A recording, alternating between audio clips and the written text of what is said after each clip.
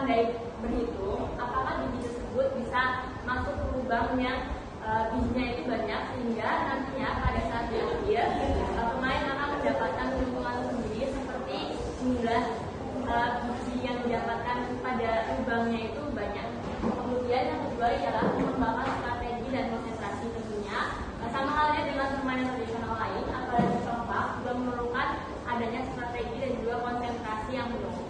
Yang ketiga ialah meningkatkan kesabaran dan ketekunan. Ketekunan ini sangat amat diperlukan pada saat bermain congklak, karena apabila pemain lengah sedikit saja, maka pemain tersebut akan tertinggal atau bersaing dengan pemain yang lain.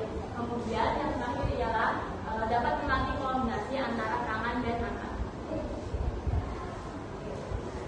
Selanjutnya, apa yang harus kita lakukan untuk atau berupaya dalam pelestarian permainan tradisional Indonesia ini? Yang pertama, tentunya kita dapat memperkenalkan permainan tradisional ini pada generasi muda agar permainan tradisional dapat tetap lestari. Contohnya ialah pada saat sekarang ini, pemerintah menggalakkan sebuah pena atau proyek belajar Pancasila dengan tema di setiap sekolah pasti berbeda-beda. Namun di SMA Negeri 12 ini mengusung tema permainan tradisional, di mana proyek ini merupakan salah satu dalam upaya pelestarian permainan tradisional Indonesia, yang mana di zaman sekarang ini tentunya kami generasi muda di tingkat remaja SMA pastinya sudah lebih familiar dengan permainan modern. Maka dari itu, dengan adanya proyek ini sangat membantu kami agar tetap ingat dan tetap melestarikan permainan tradisional Indonesia.